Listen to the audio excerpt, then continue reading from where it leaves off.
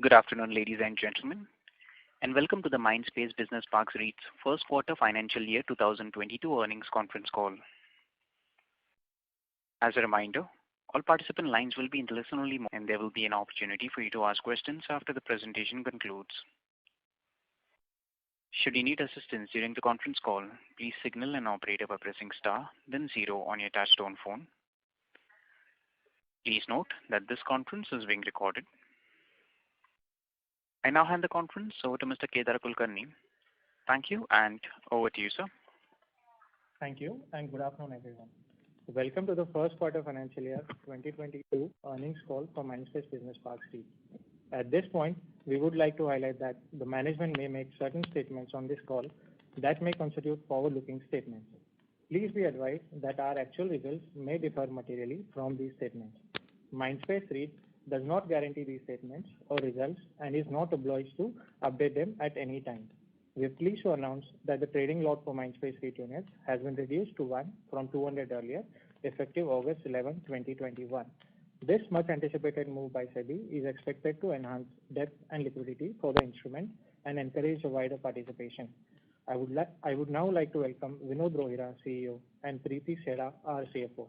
Vinod will share the business update and his view on macro environment and commercial real estate. Preeti will further share an update on the financial performance. We will then open the call to Q&A. I now hand over the call to Vinod. Over to you, Vinod. Thank you, Kedar. Good afternoon, everyone. And thank you for joining Mindspace REIT's earnings call. When we conducted our last earnings call, the nation was grappling with a huge second wave, which delayed the return to normalcy. During most part of the first quarter, various movement-related restrictions were in place across geographies. However, our parks offered uninterrupted support to our tenants, ensuring their business continuity.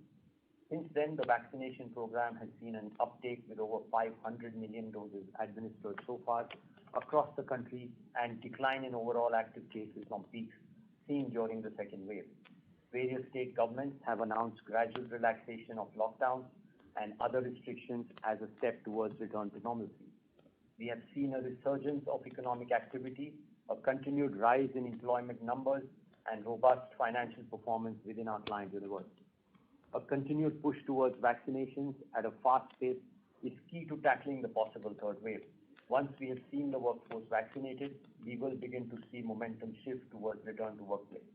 We continue to remain optimistic on the long-term business outlook of Grade A office spaces. Global multinationals are increasingly looking at India as a center for innovation, knowledge, and technology. As per the NASSCOM report, the revenue for IT and BPM services is anticipated to grow from USD 190 billion in 2020 to USD 300 to 350 billion by 2025.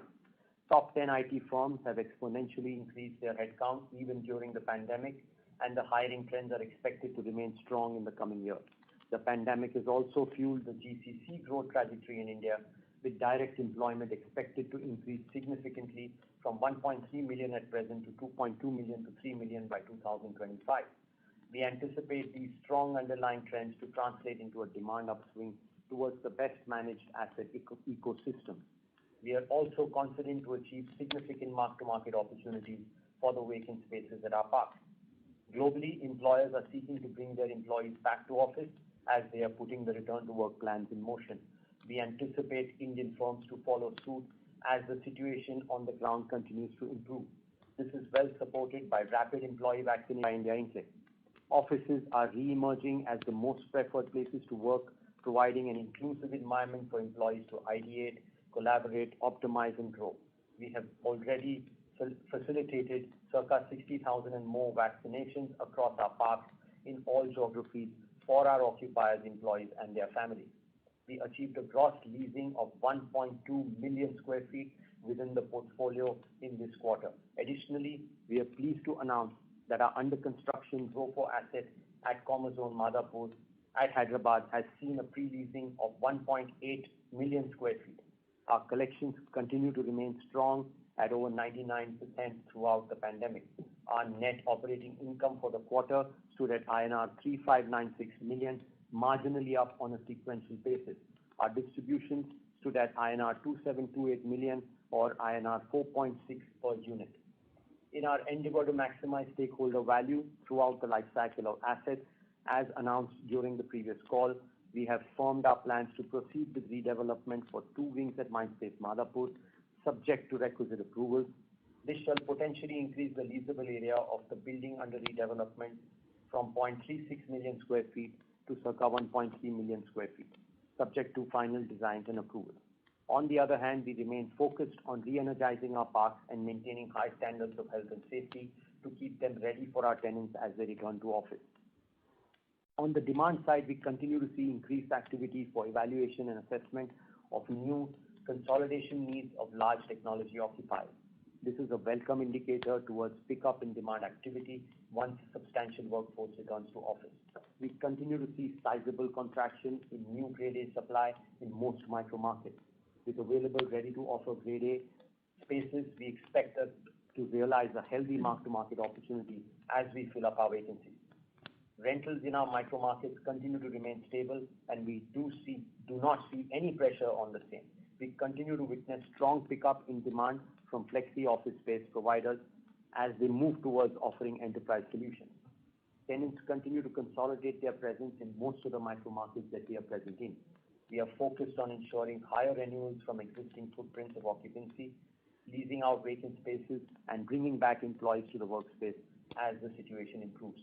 Reduced interest rates and low gearing of our portfolio provides us with room to pursue asset enhancements and other growth opportunities at our parks, which are long-term value accretive to our unit holders. I would like to take you through the specific operational updates for the first quarter. We achieved a gross leasing of 1.2 million square feet for the quarter ended June 30, 2021. Of this, 1.1 million square feet was on account of re-leasing and 0.1 million square feet was new area leasing. Average rent realized on this 1.2 million square feet of leasing was INR 60 per square foot per month and achieved re-leasing spreads of 56.3% on 1.1 million square feet area re-leased. 91% of the leasing during the quarter was to existing tenants, while balance was to new tenants. We signed up 3 new tenants during the quarter. Our ROFO asset at Hyderabad is set to be completed in phases during financial year 22. We are pleased to announce that 1.8 million square feet area of the asset is pre-leased to a telecom giant. We received occupancy certificate for the hotel building at Madhapur. The building is already leased out completely with rent commencing in Q3 financial year 22. We have also received partial occupancy certificate for our building at Airoli West. These are area additions and proposed redevelopment at Hyderabad Park has resulted in our portfolio size increasing from 30.2 million square feet as of March 31, 21 to 31.2 million square feet as of June 30th, 2021. Of the total leasable area, our portfolio had 23.8 million square feet of completed area, which constituted 91.7% of our portfolio value. 1.8 million square feet is currently under construction, and we have another 5.6 million square feet available in the portfolio for future development. The portfolio is leased to more than 165 marquee clients with an average in-place rent of INR 57.1 per square foot and a weighted average lease expiry of 6.6 years. Our collections continue to remain robust at more than 99% of the gross contractual rentals during the quarter. Our committed occupancy of the portfolio stands at 84.4%. On same-store basis, our committed occupancy stood at 84.4% as compared to 86.8% at the end of March 21. Decrease in same-store committed occupancy is primarily on account of addition of 0.8 million square feet area in Chennai, for which we had received occupancy certificate during Q1 financial year 21.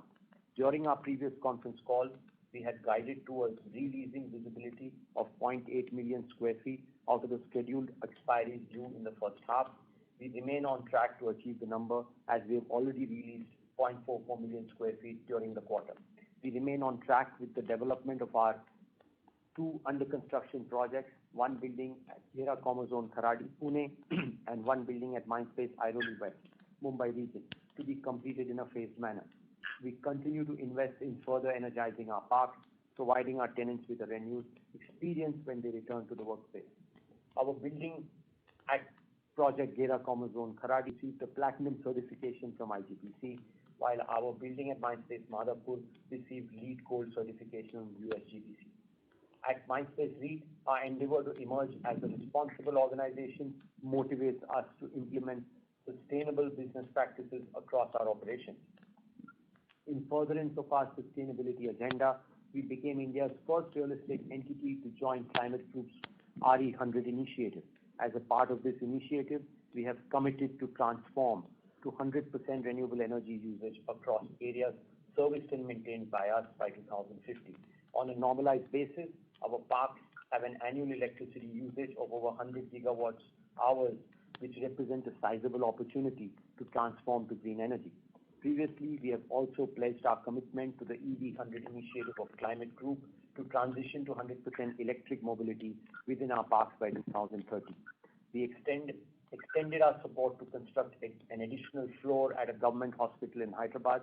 The project was completed within a short span of 45 days and is expected to enable capacity enhancement of 120 beds. In addition, we also continue to assist frontline warriors and marginalized COVID patients. We continue to work with various stakeholders in this hour of need. At this point, I will now hand over to Preeti to walk you through our financial highlights of the quarter and full year. With this, I thank you all for the patient hearing, and I hand over this. Yeah. Thank you, Vinod. Good afternoon, everyone. We are happy to announce the financial results of Mindspace REIT for the first quarter of the financial year 2022. Despite the challenging market conditions, we maintain our net operating income for Q1FY22 at INR 3.6 billion. Our revenue from operations for Q1FY2022 stood at INR 4.2 billion. Cost optimization measures helped achieve NOI of INR 3.6 billion for Q1FY2022, which is marginally higher than Q4FY2021. We continue to maintain NOI margin at 80% plus.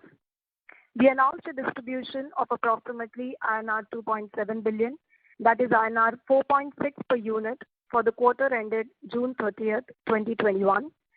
The distribution comprises approximately 92%, which is 4.23 per unit of dividend, and approximately 8%, which is INR 0.37 per unit of interest. This translates to an annualized distribution yield of 6.7% on the issue price. On the debt side, our net debt as at 30th June 2021 stood at INR 37 billion. Leverage on the portfolio continued to remain low at 14.9%. Besides, we also have undrawn committed facilities of INR 4.5 billion. Over the last few quarters, we have achieved substantial reduction in our funding cost from an average cost of debt of 9.2% as of 31st March 2020 to 7% as of June 30th, 2021. Over the last 1 year, we have converted approximately 28% of our current outstanding debt to fixed cost debt.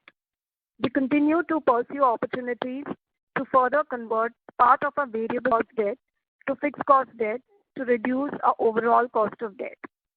As stated previously, our strategy would be to deploy a combination of short to medium term and long term debt with different maturities, as also a combination of fixed and variable debt.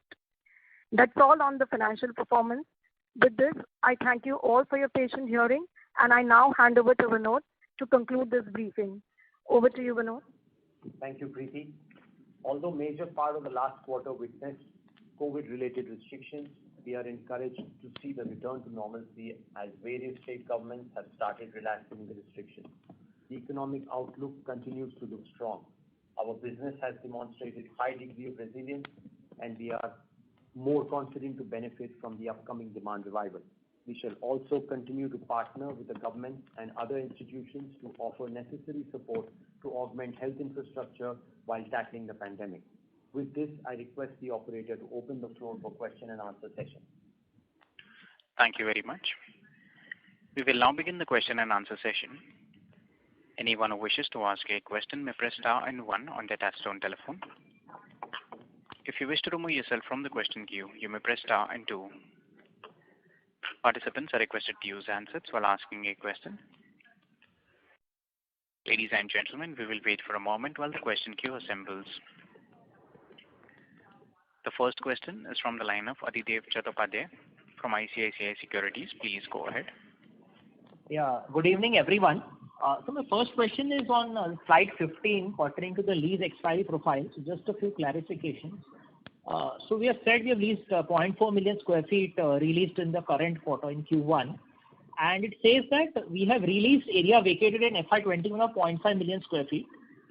So just want to clarify the area which has been released, is that reflected in the asset-wise occupancy tables which is shared later in the presentation? I mean, I'm seeing a difference between the same store occupancy and the committed occupancy. Yes, that, so 80% is net of this releasing of area vacated in FY21. That's number for the portfolio. Sorry, can you repeat that question clearly? I'm just saying, you said we have backfilled, right, out of the area vacated in FY21, we have released 0.5, right? Yes, that's right. Quarter. So there is another slide behind which shows the portfolio level occupancy. So there is a current occupancy and a committed occupancy. There are two occupancy figures, right? One current occupancy 80% and committed occupancy 84%. Right. So this 0.5 which we have done, so that corresponds to this 80% or to 84%? 84.4. Okay, so that is yet to be reflected. So the leasing which we have done, right, is yet to be reflected in the coming quarters, right? That area should go up, the area under. No, it is already reflected here as committed occupancy. It just translates into a formal lease deed, then it moves into the occupancy bucket.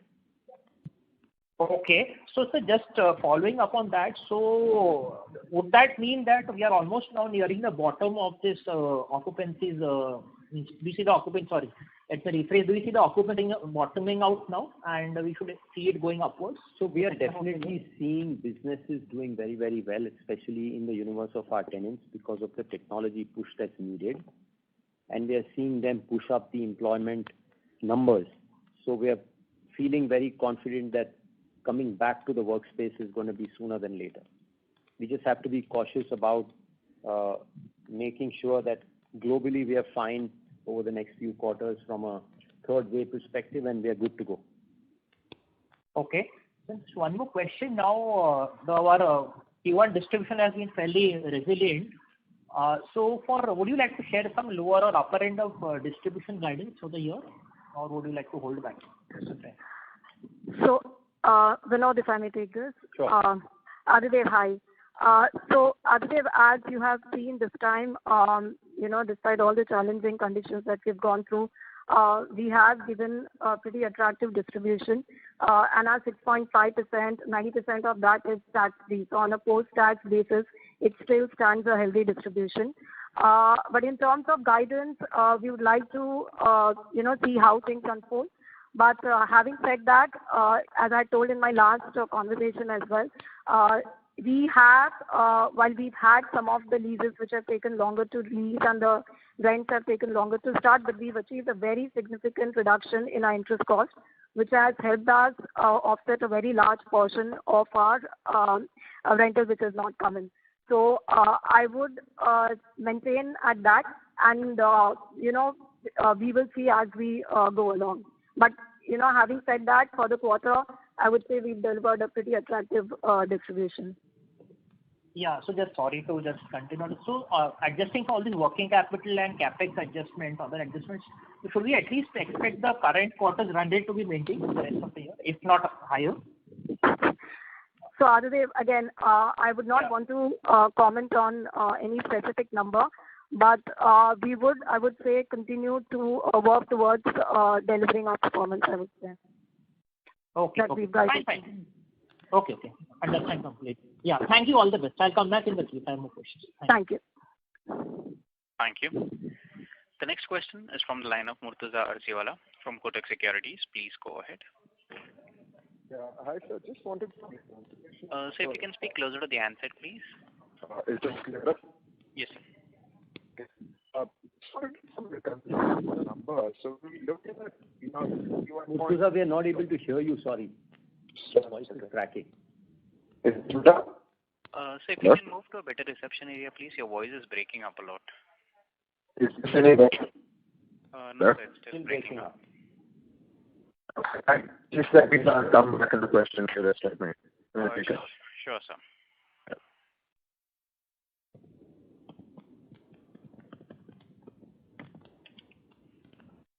The next question is from the line of Mohit Agarwal from IIFL. Please go ahead.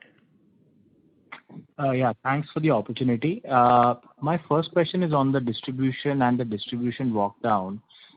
Could you help us understand, not only this quarter, but last 2-3 quarters, we've seen that the debt drawdown number is higher than that of the capex that you would have incurred. So my understanding was that probably this would be closer to, the capex is funded by debt, and remaining distributions flow down as is, and then they are distributed. So could you explain why? Because from last 3 quarters, I see the capex is about 375 crores, but the debt drawdown is 640 crores. So could you explain that better? Yeah, sure. Let me take that. So 2 things here. First and foremost, one, as you rightly said, capex is fully funded out of debt. There have been working capital changes also. In working capital, of course, we have had some fit-out costs, which we consider as capex, but from an accounting perspective, it gets classified as working capital. So to that extent, that is also funded by debt. Also, what has happened is there have been certain cash flows. Now, of course, given the nature of these working capital changes, there is always a timing issue. So just especially if I have to address this quarter, we've had about 35 crore of tax refunds, which were actually expected in this quarter, which we received in the previous quarter itself. Similarly, this being the first quarter of the financial year, we've had several expenses which were prepaid for the entire year, and therefore you've seen the working capital being on a higher side in this quarter. So there are these timing issues which will happen, and of course part of the debt, as we had guided in the IPO document also, has been out of debt, but that's a part of it, which was as it is, part of our IPO disclosures as well. But otherwise, the other movements are broadly because of working capital changes, as I alluded to. Okay. So over time, do you think these numbers would converge over the next few quarters as the one-offs settle down? Yeah, some of these one-offs which have happened, like I told you, some prepaid expenses which have happened in this quarter, some of the timing issues in terms of the cash flow coming earlier or later, those all I would see normalizing. Okay, sure. My second question is, you mentioned about a ROFO asset, it has now been fully pre-leased 1.8 million square feet. So the building is now complete and it's pre-leased. So is it time, that will be inducted into the REIT? Hi, Mohit. So the asset is really still under construction. So we were managed to pre-lease while it is under construction. It gets ready by second quarter next year, and the rents are in phases. So at the right opportune time where we can create an accretive acquisition and a yield accretive sequence, we will do that. Okay. So just to understand this better, what would be a good time, like typically when the owner comes in and probably the rent-free period ends, is that the time that you would like to add the asset into the REIT? That's right. Okay. And just last one, just one clarification. You've added this redevelopment, you've taken this asset for redevelopment. What would be the time taken typically to bring this asset back into, and any more plans to redevelop assets in Hyderabad? So this is a first for us. We are quite excited. Subject to all the approvals coming through, we would like to see this asset delivered really quickly. It will take between 27 and 30 months to bring it in. And we want to see more of these going forward in the future once we've demonstrated this successfully. Okay, sure. Thanks a lot and all the best. Thank you. The next question is from the line of Shashank Salwa from Somerset Capital Management. Please go ahead. Hi, thanks for the call. My first question was on the re-leasing spread of 56%, which seems quite high. So I just wanted to clarify whether that's just on the ones which you had leased earlier and doesn't include any vacant space, or does that calculation include the vacant space as well? No, it includes both.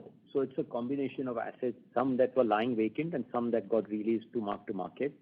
That is what the opportunity we've been always talking about, because our average rents for those assets, for example, some of them were as low as 41 rupees, and we were able to get 65 rupees when we released in these markets. Okay. So that's where the mark-to-market opportunity really excites. So does that, so sorry for clarifying, but does that mean that it also includes assets where you are not receiving any rent? So the Yes. denominator in that case is zero. So no. So there were certain buildings which had expired and the tenant had just about vacated them. We were fortunate to get another tenant to fill up that building in this last quarter, and when those rents start, by default we are getting this mark-to-market opportunity. Okay.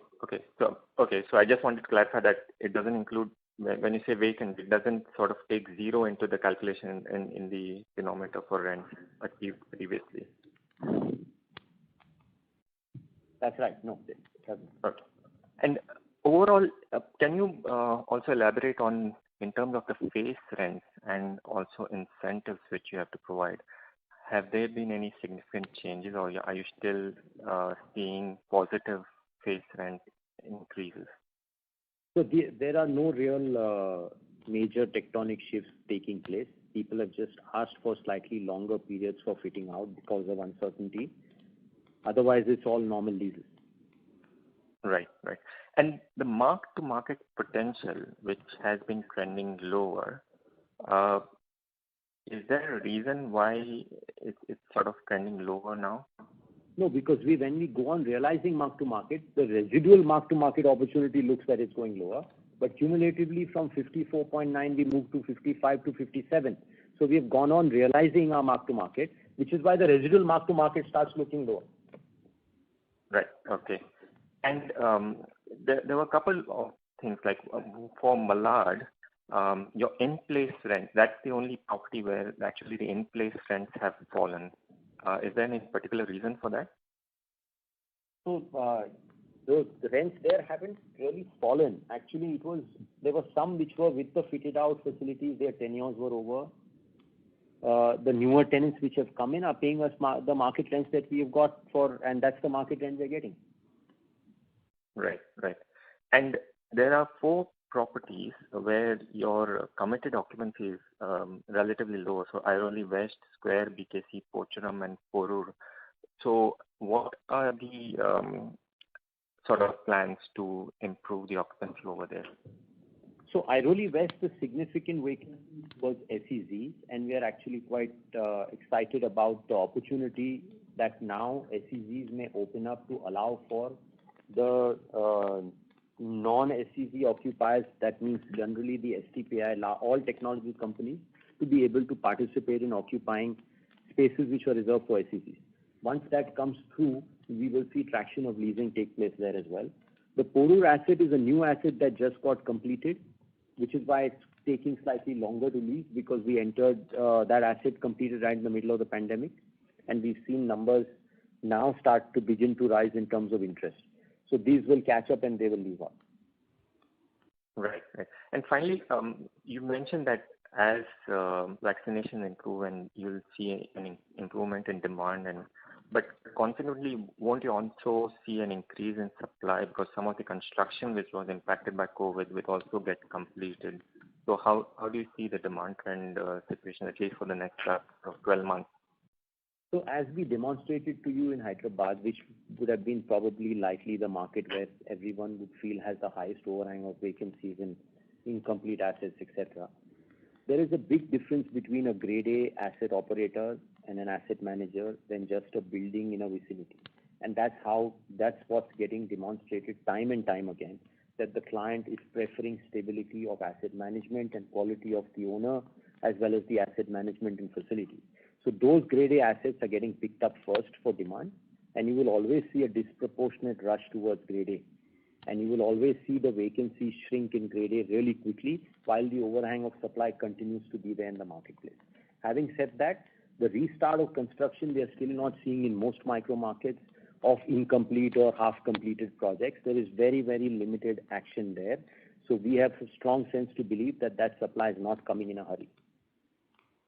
Right. Okay. Thanks a lot. Thank you. Before we take the next question, a reminder to the participants. Anyone who wishes to ask a question may press star and one at this time. The next question is from the line of Satinder Singh Reddy from Eon Infotech Limited. Please go ahead. Hi. Good afternoon, and congratulations on the steps you've taken to ensure that the distribution doesn't drop much despite the challenging times, especially on the cost of funding that you've driven down. So my questions were first regarding Airoli West. What we see is that there is a 10% fall Q on Q on the revenues, while the committed occupancy has stayed stable at 68.6 between the last quarter and this one. Okay. So any reasons to explain this 10% fall in the NOI? Sorry, we are not able to hear you clearly. Can you help us repeat the question because the voice is... Yeah. So my question is regarding Airoli West. Q on Q, Airoli West has seen a 10% fall in revenue from operations, while the committed occupancy has stayed constant at 68.6 in these two quarter end periods. Okay. Any reason for this 10% fall in the revenue?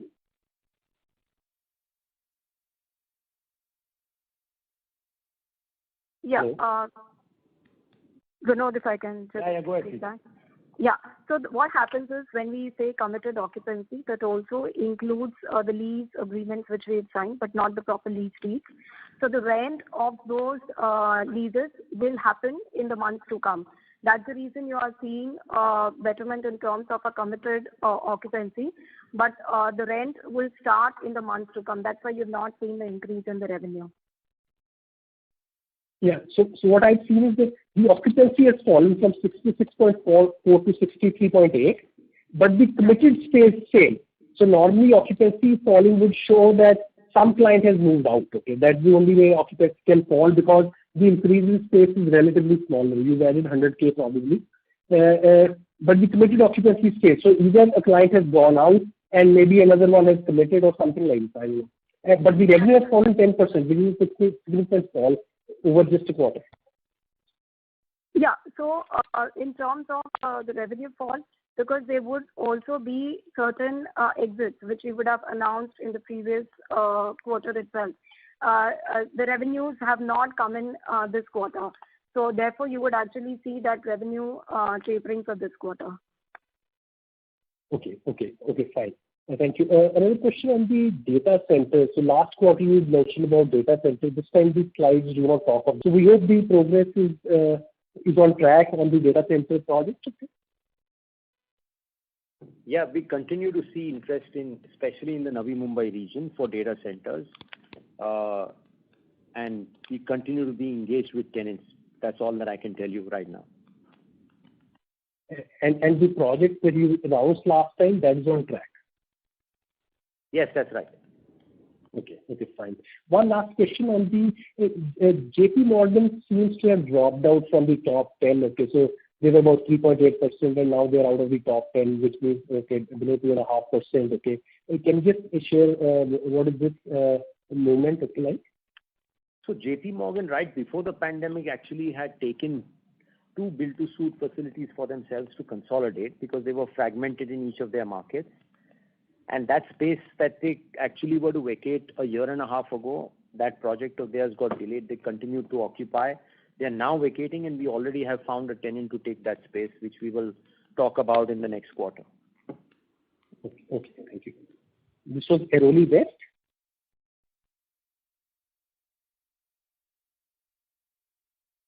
This was Hyderabad. Okay, Hyderabad. Okay, thank you. Yeah, thank you very much. I'll come back in the Q&A. Thank you. Thank you. A reminder to the participants, anyone who wishes to ask a question may press star and one at this time. The next question is from the line of Samir Baisiwala from Morgan Stanley. Please go ahead. Thank you so much and good evening, everyone. The question is on the early exit. Is this 0.2 million square foot that you show on slide number 15? Is this a new one? And I think that in the previous quarter we had 0.5. So if you can talk about this, are we at the end of it? And who are these tenants who are moving out are they stressed for COVID or some other reason?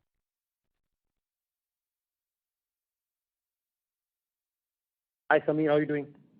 I'm doing good. Thanks, Vinod. So this is the additional small tenant, about 100,000 square feet in Hyderabad, and another miscellaneous 50,000 square foot worth of tenants across the portfolio, which we have visibility. They will leave in the next 6 months. Do you see more of these coming, Vinod? As of now, so let me tell you, about 1.6 odd million square feet of ours is due for terminations and expiry. We have already visibility of 1.2 out of that. So we are not seeing too much hiccups there going forward. When you say you got the visibility for 1.2 out of 1.6, you're saying of releasing renewals. That's right. Okay. No, but I was just at the end of the first quarter. Yeah. Fair enough. What I was asking was about the early exits. Are we end of that cycle, or do you think there could be more coming through? I would be reasonably confident we are at the end of that cycle, yeah. But we still have to be careful going forward, but I don't see too many hiccups coming. Okay, excellent. Now, if I were to think through, the vacant area in the sense, or the task of leasing through next 9 months. So I take the current vacant areas, maybe 3.5 million square foot. I think a shade below that, and then the exits and the expiries which are not committed for. Maybe that's another million square foot, and the new completion that should be I think Airoli West 1 million. So roughly 5.5 million square foot is what we need to do. Is that fair? And second is, your gross leasing for Q1 was 1.2 million square foot. What is it that you can expect in Q2, Q3, just to arrive at there for the net, number? So we continue to see similar traction for transactions of gross leasing going forward, at least for the next quarter, and hopefully going forward for the other quarters as well. We are seeing grassroots of inquiry begin to happen in different micro markets.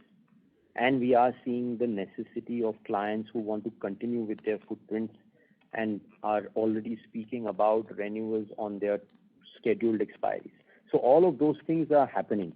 Large clients with large RFPs are still early days, but they've started to begin to talk.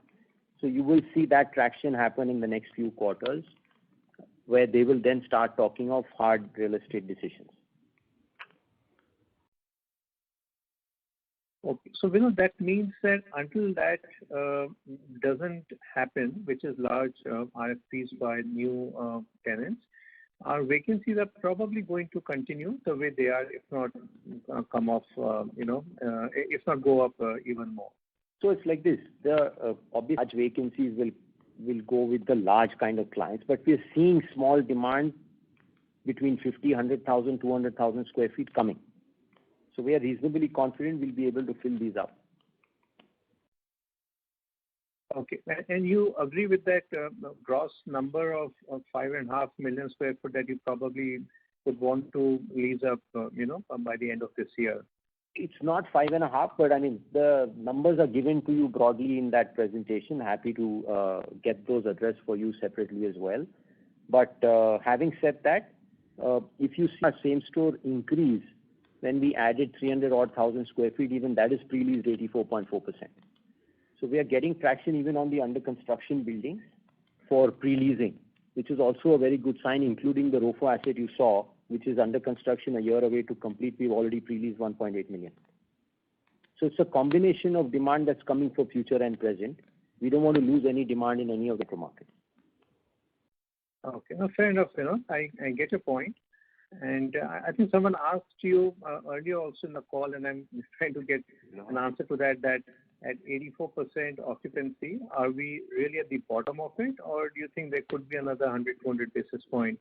And how long can we, even if it's a stable number, how long this bottom can continue?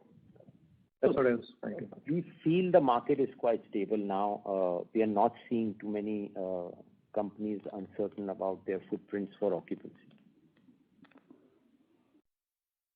Okay. Okay, that's it from my side. Thank you, sir. Thank you. The next question is from the line of Ashwini Agarwal from Ashmore Investment. Please go ahead.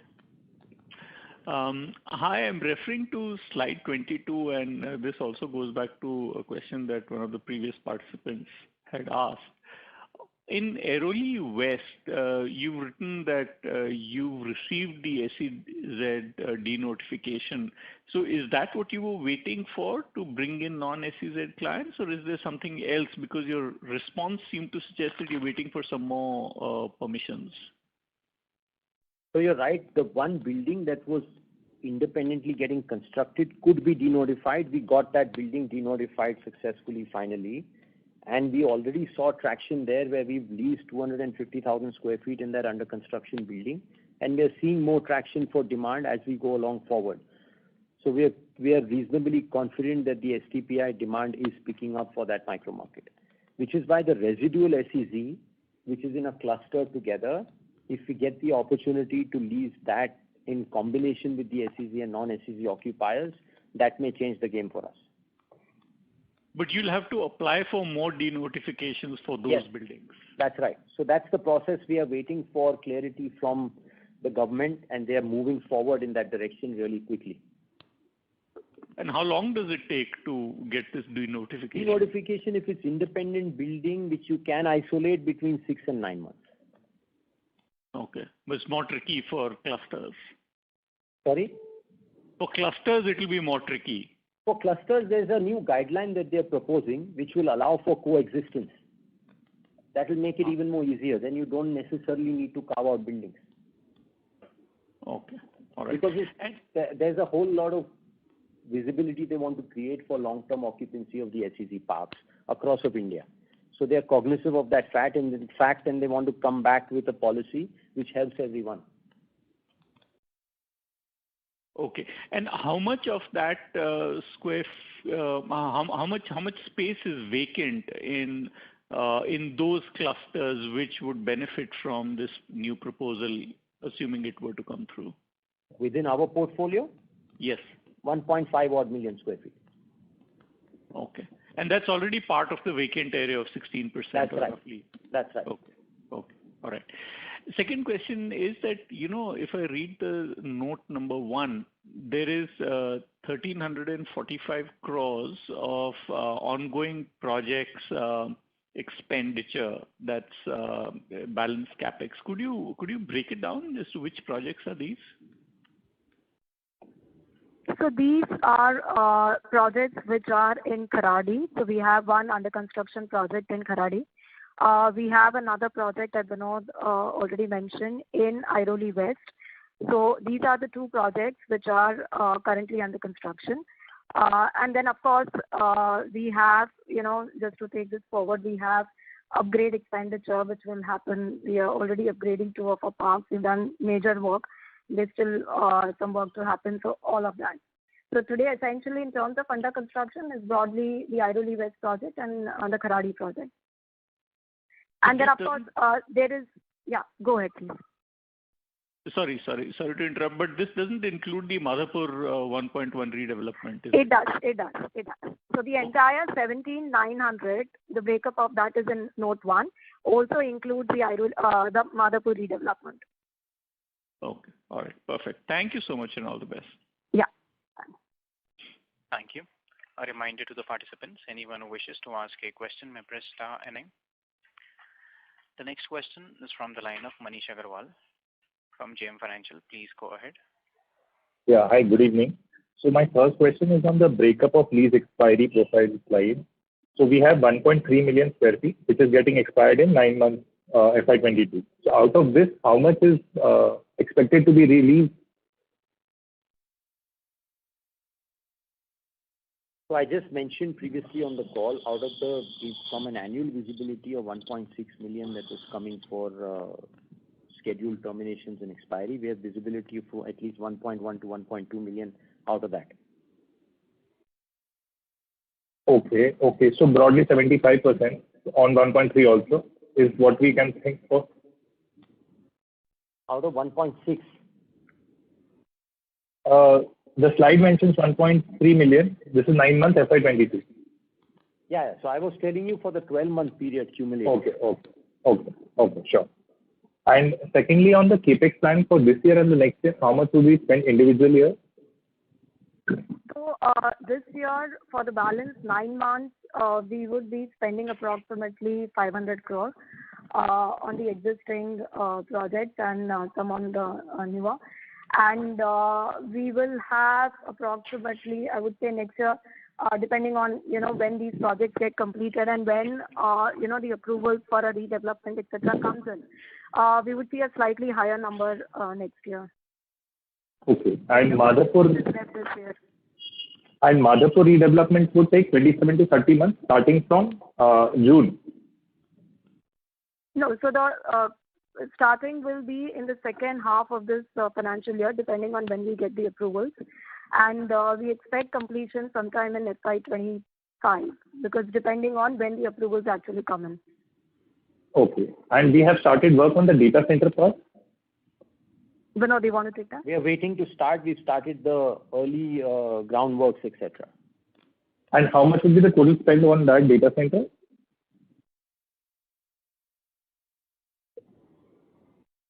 So that will be somewhere, in terms of the construction cost, should be somewhere around 300 to 350 crore.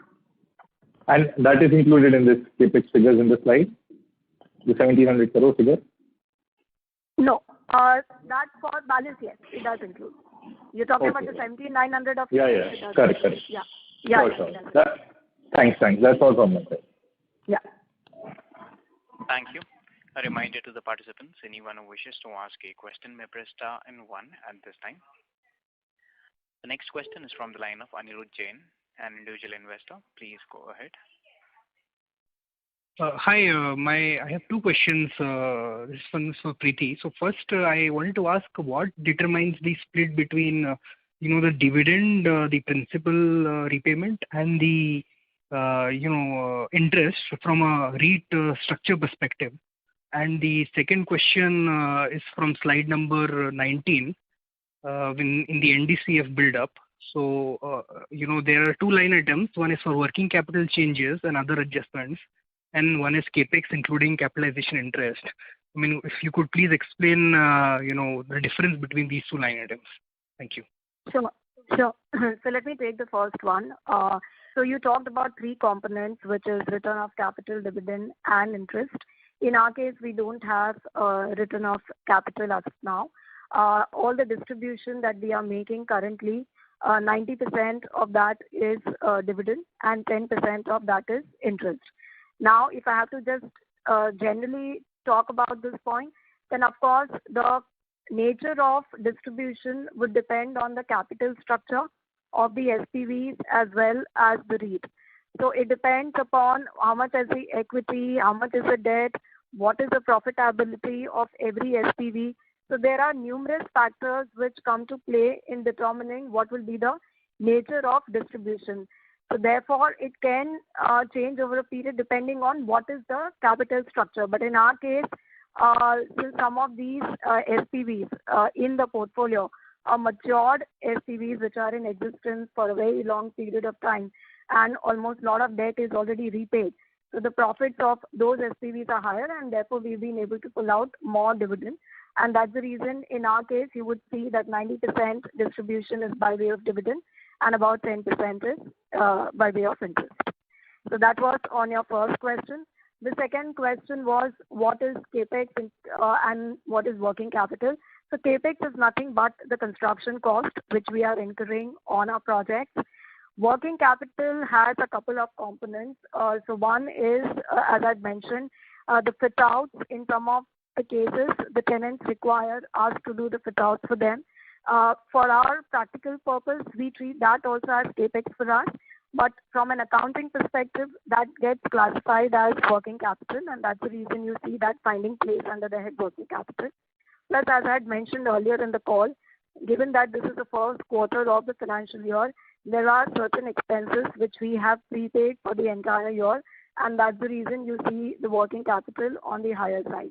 So working capital essentially has fit outs, has certain prepaid expenses, your normal creditor outgoes. So those are generally the kind of expenses which are sitting in working capital, and capex is purely construction cost for the projects. I hope that answers. Thanks for you. Just one last clarification. Is there any way to model, do you expect this 90 to 8% to be fairly stable going forward, or is there any way to model this? Or, do you expect a change? So as I said, this is what we have guided to for our projection period. And then as I said, as we go along, it depends on the capital structure of the SPVs and the REITs. So at least during the projection period, this is what we believe will be the composition.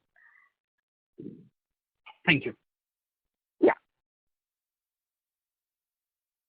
Thank you. A reminder to the participants, anyone who wishes to ask a question may press star and 1 at this time. Next question is from the line of Satinder Singh Bedi from Eon Infotech Limited. Please go ahead. Yeah, thanks again. So this question is for Preeti, and again it goes back to the NDCF build-up on slide 19. So Preeti, you had this net debt drawdown of 256 crores for the quarter. And if we add the capex and the working capital, this becomes about 192 crores. So that still leaves about 64 crores of debt drawdown, which has not been applied either for capex or working capital. So where has this 64 crores been applied? Okay. Yeah. So, if you just look at the NDCF construct, just below the net debt line, you also have 3 other expenditure lines, which are the interest cost. Then we have in the Hyderabad entities, we have the Telangana government undertaking also, which is one of the shareholders of that SPV holding 11%. So the dividend which goes to them is subject to dividend distribution tax in their hands, not for the REIT. And then, of course, you have certain expenses at the REIT level.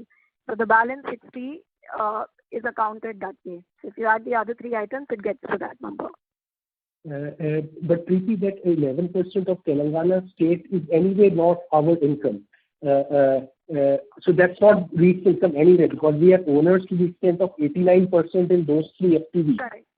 Correct. So my point is, okay, can you please confirm that all of the debt drawdown has gone towards capex and none of the debt has been used for the distribution payment, and the distribution payment is a flow through from the actual earning? So let me put it this way. So what happens is, I just explained earlier, some of the working capital changes and cash flows are based on timing as well. So one example which I had given was we were expecting 35 crore of tax refunds in this quarter, but we received it in the previous quarter itself. So to that extent, what happens is, when we receive the cash flows earlier, we pay down the debt. And in this quarter, when we actually have to make distribution, we draw that debt back, because there's no point keeping that money in a bank account. So we pay down the debt temporarily and then draw the debt again. So therefore, these timing cash flow issues are bound to happen. Similarly, as I said, today we have certain prepaid expenses which we are paying in advance for the rest of the year. And then you may not have those expenses coming in the next quarters.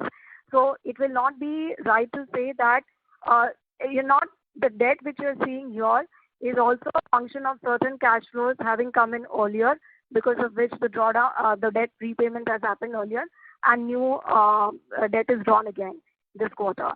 And also, of course, as I said earlier also, some of this was already factored even at the time of IPO. So that's broadly how the NDCF has been working. Yeah, okay. So that explains it, okay. And one small query regarding the slide, page 118 of your quarterly deck. This is not the presentation, this is the total 148 document. It talks of a 22% with landowner in a JDA. Okay, so what is that 22% of, what project is that? Can you explain? Okay, so that's a Chennai project, which is Commerce Zone Porur, which is in Chennai. So in that project, the landowner, the sharing in the landowner in the space, it's not in the JV. So Okay. Yeah. there's nothing, 100% of the ownership of the SPV is with the REIT. There is no other shareholder in the SPV. But in the overall project, in terms of the area, 22% of that area is going to the landowner in lieu of the land which is contributed for the project. Okay, fine. Thank you. I think that explains. Thank you very much. Yeah. Thank you. As there are no further questions, ladies and gentlemen, on behalf of Mindspace Business Parks REIT, that concludes this conference. We thank you all for joining us, and you may now disconnect your lines.